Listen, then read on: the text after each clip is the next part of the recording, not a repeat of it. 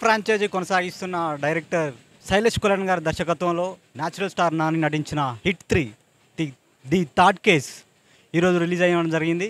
Cinema యొక్క చిత్ర విశేషాలను ప్రేక్షకుల్ని అలాగే అభిమానుల్ని అడిగి తెలుసుకునే ప్రయత్నం చేద్దాం. సినిమా ఎలా ఉంది బ్రో? మస్తుందన్న, నిజంగా మస్తుంది సినిమా. ఎలా అనిపించింది బ్రదర్ సినిమా? బాగుందన్న, బాగుంది. నాని గారి యాక్షన్ ఎలా అనిపించింది? నాని గారి యాక్షన్ గురించి ఏం చెప్పాలి, ఇక ఆయన సూపర్. ఇక అంటే ఇంతకుముందు న్యాచురల్ స్టార్ నాని కదా, ఇప్పుడు ఈ సినిమాలో యాక్షన్ స్టార్ నాని అనుకోవచ్చా?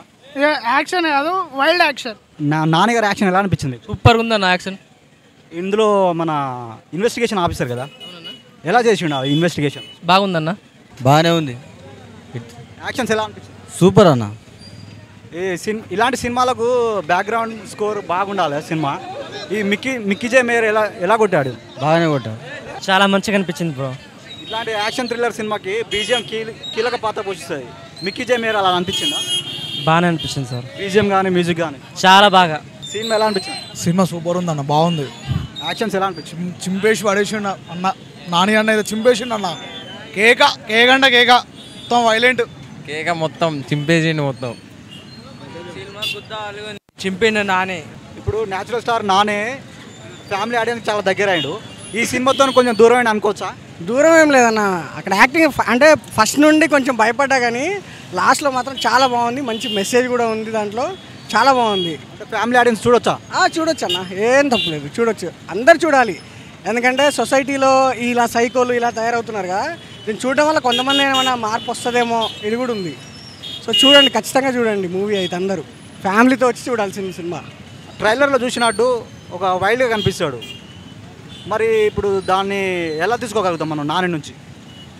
అది వైల్డ్ అంటే జస్ట్ ఆయన యాటిట్యూడ్, అది క్యారెక్టరైజేషన్. ఎవడికి ఎలా ఉండాలో అలాగే ఉంటాడు.